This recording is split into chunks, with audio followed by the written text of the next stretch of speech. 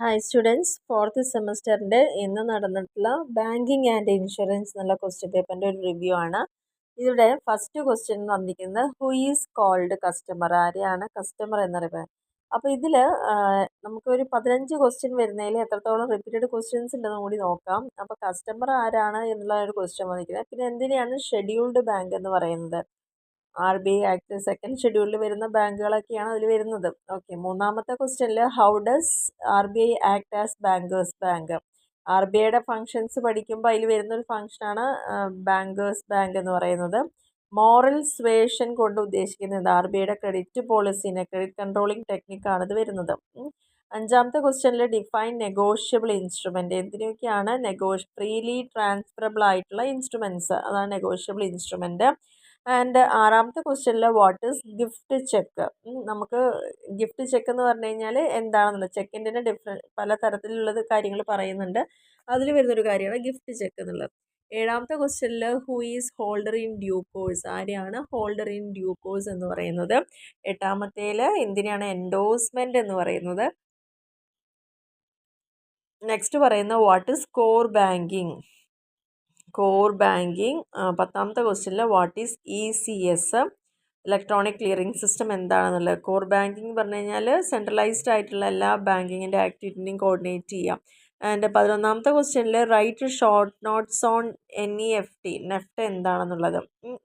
National electronic fund transfer ആണ് NEFT എന്ന് പറയുന്നത്. വാട്ട് ഈസ് ഫിനാൻഷ്യൽ ഇൻക്ലൂഷൻ, എന്തിനാണ് ഫിനാൻഷ്യൽ ഇൻക്ലൂഷൻ എന്ന് പറയുന്നത്. അതായത് നമ്മുടെ രാജ്യത്ത് അല്ലെങ്കിൽ ഇവിടെ ഒരാൾക്ക് പോലും ബാങ്ക് അക്കൗണ്ട് ഇല്ലാത്ത അവസ്ഥ വരരുത് എന്ന് കരുതിക്കൊണ്ട് ഏതൊരാൾക്കും സീറോ ബാലൻസിൽ അക്കൗണ്ട് തുടങ്ങാനുള്ള സംവിധാനം, അതിനാണ് ഫിനാൻഷ്യൽ ഇൻക്ലൂഷൻ എന്ന് പറയുന്നത്. 13ാമത്തെ ക്വസ്റ്റ്യനിൽ വാട്ട് ഈസ് ഗ്രൂപ്പ് ഇൻഷുറൻസ്. ഇൻഷുറൻസിൽ ഡിഫറെൻറ്റ് ടൈപ്സ് ഓഫ് ഇൻഷുറൻസ് പറയുന്നുണ്ട്. ഇൻഡിവിജ്വൽ ഇൻഷുറൻസും ഗ്രൂപ്പ് ഇൻഷുറൻസ് എന്താണെന്നുള്ളതൊക്കെ. അപ്പോൾ 14ാമത്തെ ക്വസ്റ്റ്യനിൽ എൻഡോമെൻറ്റ് പോളിസികൾ എന്തൊക്കെയാണ്, ഇതൊക്കെ ഇൻഷുറൻസിൻ്റെ ആ ഭാഗത്തു നിന്നാണ് വന്നിരിക്കുന്നത്. 15ാമത്തേൽ വാട്ട് ഈസ് കണ്ടീഷണൽ അസൈൻമെൻറ്റ്. അപ്പോൾ ഈ ഒരു ക്വസ്റ്റ്യൻ പേപ്പർ നമ്മൾ നോക്കുകയാണെങ്കിൽ EDPയിൽ നില ഞാൻ ഓൾറെഡി ഡിസ്കസ് ചെയ്തിട്ടുണ്ടായിരുന്നു. അവിടെ റിപ്പീറ്റഡ് ക്വസ്റ്റ്യൻസ് ആണ് ചോദിക്കണം. ഇവിടെ നമുക്ക് റിപ്പീറ്റേഷൻ വന്നിരിക്കുന്ന ക്വസ്റ്റ്യൻസ് ഏതൊക്കെ നോക്കാം. കസ്റ്റമർ എന്താണ്, ഷെഡ്യൂൾ ബാങ്ക് എന്താണ്, അതേപോലെ തന്നെ negotiable instrument, holder in due course, core banking, endorsement, NEFT NEFT, financial inclusion, ECS. ഈ പറഞ്ഞിരിക്കുന്ന ക്വസ്റ്റ്യൻസൊക്കെ അത്യാവശ്യം റിപ്പീറ്റ് ചെയ്ത് ചോദിച്ചൊരു ക്വസ്റ്റ്യൻ ആണ്. എൻഡോമെൻറ്റ് പോളിസി എന്താണല്ലോ, കണ്ടീഷണൽ അസൈൻമെൻ്റ് ഒന്നും ചോദിച്ചിട്ടില്ല. അപ്പോൾ ഇത്രയാണ്. അപ്പോൾ ഇതിൽ നോക്കുമ്പോൾ 15 ക്വസ്റ്റ്യനിൽ ഏകദേശം ഒരു 7 ക്വസ്റ്റ്യനോളാണ് റിപ്പീറ്റഡ് ക്വസ്റ്റ്യൻസ് വന്നിരിക്കുന്നത്. ഇനി സെക്ഷൻ ബിയിലേക്ക് വരികയാണെങ്കിൽ describe the innovative function of commercial bank. Commercial ബാങ്കിൻ്റെ കുറച്ച് ഫങ്ഷൻസ് ആ ഒരു ചാപ്റ്ററിൽ വരുന്നുണ്ടല്ലോ. അപ്പോൾ അതിൽ ഏറ്റവും ഇന്നോവേറ്റീവ് ആയത് പറഞ്ഞാൽ ഏറ്റവും ലേറ്റസ്റ്റ് ആയിട്ട് വന്നിരിക്കുന്ന ഫങ്ഷൻസ് ആണ്, അതാണ് ഇവിടെ ചോദിച്ചിരിക്കുന്നത്. അപ്പോൾ കൊമേഴ്ഷ്യൽ ബാങ്കിൻ്റെ ഫംഗ്ഷൻ എപ്പോഴും ചോദിക്കുന്ന ഒരു ക്വസ്റ്റ്യൻ തന്നെയായിരുന്നു. ഇവിടെ എടുത്ത് ചോദിച്ചത് ഇന്നോവേറ്റീവ് ആയിട്ടുള്ള ഫംഗ്ഷനാണ് അവർക്ക് വേണ്ടത്. And what is negotiable instrument, repeated question ആണ്. എന്താണ് നെഗോഷ്യബിൾ ഇൻസ്ട്രുമെൻറ്റ് മുന്നേ ചോദിച്ചു കഴിഞ്ഞു. ഒപ്പം തന്നെ എക്സ്പ്ലെയിൻ ഇറ്റ്സ് ടൈപ്സ്, എത്ര തരത്തിലുണ്ട് അതാണ് ചോദിച്ചിരിക്കുന്നത്. Next difference between cheque and promissory note. ചെക്കും പ്രോമിസറി നോട്ടും തമ്മിലുള്ള ഡിഫറൻസ് എന്തൊക്കെയാണ്. പിന്നെ ചോദിക്കുക RTGSും നെഫ്റ്റും ഇവ തമ്മിലുള്ള ഡിഫറൻസ്, അല്ലെങ്കിൽ ആ ഒരു ഷോർട്ട് നോട്ട് എഴുതാനാണ് പറഞ്ഞിരിക്കുന്നത്. പിന്നെ ചോദിച്ചിരിക്കുന്നത് ഫിനാൻഷ്യൽ ഇൻക്ലൂഷൻ്റെ ഭാഗമായിട്ട് ഈ അടുത്ത കാലത്ത് റീസെൻ്റ് ആയിട്ട് വന്നിരിക്കുന്ന കാര്യങ്ങൾ എന്തൊക്കെയാണ്, റീസെൻ്റ് ഇനീഷ്യേറ്റീവ്സ് എന്തൊക്കെയാണ്. ഇനി discuss insurance as A social security. ഒരു 10-20 പോയിൻ്റ് ആ ടെക്സ്റ്റ് പറയുന്നത് ഇൻഷുറൻസിന് ഒരു സാമൂഹ്യ പരിരക്ഷ കൊടുക്കുന്ന ഒരു മാർഗമാണ് എന്ന് പറയാനുള്ള. അപ്പോൾ ഏതൊക്കെ തരത്തിലുള്ള ഇൻഷുറൻസുകൾ ഉണ്ടെന്നാണ് അവിടെ ചോദിച്ചിരിക്കുന്നത്. Explain the principles of insurance. ഇൻഷുറൻസിൻ്റെ ആ 7 പ്രിൻസിപ്പിൾസ് എന്തൊക്കെയാണെന്നുള്ളത്. Explain the law relating to general insurance.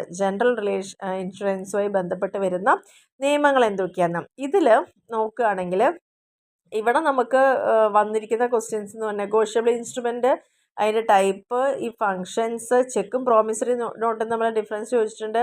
RTGSും നെഫ്റ്റും 2 മാർക്കിനൊക്കെ ചോദിച്ചിട്ടുണ്ട്.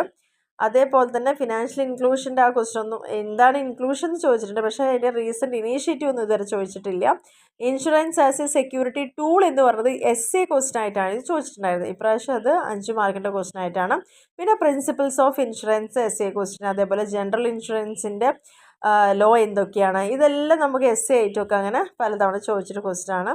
ഇനി പാർട്ട് സിയിലേക്ക് വരികയാണെങ്കിൽ explain the emerging trends in banking sector in India. ഇന്ത്യയിലെ ബാങ്കിങ് മേഖലയിൽ ഏറ്റവും ലേറ്റസ്റ്റ് ആയിട്ട് വന്നുകൊണ്ടിരിക്കുന്ന കാര്യങ്ങൾ വന്ന കാര്യങ്ങൾ എന്തൊക്കെയാണ് എന്നുള്ളതാണ് ചോദിച്ചിരിക്കുന്നത്. ഇത് റിപ്പീറ്റഡ് ക്വസ്റ്റ്യൻ ആണ്. 25ാമത്തേൽ what is crossing of cheque, എന്താണ് ചെക്ക് ക്രോസ് ചെയ്യുക എന്ന് പറഞ്ഞാൽ ഡിഫറെൻറ്റ് ടൈപ്സ് ഓഫ് ക്രോസിങ്, ഇതും റിപ്പീറ്റഡ് ക്വസ്റ്റ്യൻ ആണ്. ലൈഫ് ഇൻഷുറൻസിൻ്റെ ഫീച്ചർ എന്താണ്, റിപ്പീറ്റഡ് ക്വസ്റ്റ്യൻ ആണ്. ആൻഡ് എങ്ങനെയാണ് ജനറൽ ഇൻഷുറൻസിൽ നിന്ന് ലൈഫ് ഇൻഷുറൻസ് വ്യത്യാസപ്പെട്ടിരിക്കുന്നത്. ഇനി 27ാമത്തെ ക്വസ്റ്റ്യനിൽ what are the duties powers functions of IRDA. അപ്പോൾ ഇവിടെ essayയിലേക്ക് നോക്കുകയാണെങ്കിൽ ഇതിൽ മെജോറിറ്റിയും വന്നിരിക്കുന്നത് റിപ്പീറ്റഡ് ക്വസ്റ്റ്യൻ തന്നെയാണ്. അപ്പോൾ ഒരു ഓവറോൾ നോക്കുകയാണെങ്കിൽ ഒരു 80 മാർക്കിൻ്റെ ക്വസ്റ്റ്യൻ പേപ്പറിൽ റിപ്പിറ്റേഷനും ഇതെല്ലാം കൂടി കൂട്ടി നോക്കുകയാണെന്ന് വെച്ചാൽ ഒരു 60 മാർക്ക് വരേക്ക്, 60 to 70ൻ്റെ ഉള്ളിൽ വരേക്ക് വാങ്ങാവുന്ന ഒരു ക്വസ്റ്റ്യൻ പേപ്പർ തന്നെയാണ്. എന്നാൽ EDPയുടെ അത്ര തന്നെ നമുക്ക് പെട്ടെന്ന് നോക്കുമ്പോൾ ഒരു സിമ്പിളാണെന്ന് തോന്നുമില്ല. അങ്ങനത്തെ ഒരു ലെവലിലാണ് ഇപ്രാവശ്യത്തെ ബാങ്കിങ്ങിൻ്റെ ക്വസ്റ്റ്യൻ പേപ്പർ വന്നിരിക്കുന്നത്. എന്നിരുന്നാലും ഇങ്ങനെ ഒരു ക്വസ്റ്റ്യൻ പേപ്പർ വായിച്ചത് കൊണ്ട് അല്ലെങ്കിൽ അത് മനസ്സിലാക്കിയത് കൊണ്ട് ഞാൻ നേരത്തെ കഴിഞ്ഞ വീഡിയോയിൽ പറഞ്ഞിരുന്നു, എന്താണെന്ന് വെച്ച് കഴിഞ്ഞാൽ ഇവിടെ ക്വസ്റ്റ്യൻസ് വരുമ്പം 2 മാർക്കിന് ചോദിച്ച ക്വസ്റ്റ്യൻ മാത്രമേ 2 മാർക്കിനായിട്ട് വരൂ എന്നില്ല. കാരണം ഇവിടെ എടുത്തു പറയാനുള്ള കാരണം ഈ സെക്ഷൻ ബിയിൽ ചോദിച്ച ഇൻഷുറൻസിൻ്റെ പ്രിൻസിപ്പിൾസും അതേപോലെ തന്നെ ജനറൽ ഇൻഷുറൻസ് ലോ ഇങ്ങനത്തെ കാര്യങ്ങളെല്ലാം essay ആയിട്ട് വരെ ചോദിച്ചത്. അതുപോലെ സെക്യൂരിറ്റി ടൂളാന്ന് പറയാനുള്ള കാര്യം അതൊക്കെ essay ആയിട്ട് ചോദിച്ച ക്വസ്റ്റ്യൻസാണ്. അതൊക്കെ ഇവിടെ 5 മാർക്കിനായിട്ട് കൺവേർട്ട് ചെയ്ത് ചോദിച്ചിട്ടുണ്ട് എന്നുള്ളതാണ് ഇതിൻ്റെ വ്യത്യാസങ്ങളെന്ന് പറയുന്നത്. അതുപോലെ കൊമേഴ്ഷ്യൽ ബാങ്കിൻ്റെ ഫങ്ഷൻസ് എപ്പോഴും ചോദിക്കാനുള്ള ക്വസ്റ്റ്യൻ, അത് ഇപ്രാവശ്യം 5 മാർക്കിനാണ് ചോദിച്ചിരിക്കുന്നത്. അപ്പോൾ അങ്ങനെ കുറച്ചൊരു മാറ്റങ്ങൾ മാത്രമാണ് വന്നിരിക്കുന്നത്. എന്നിരുന്നാലും ഓൾമോസ്റ്റ് എല്ലാം നല്ല രീതിയിൽ തന്നെ എഴുതാൻ എല്ലാവർക്കും സാധിക്കും.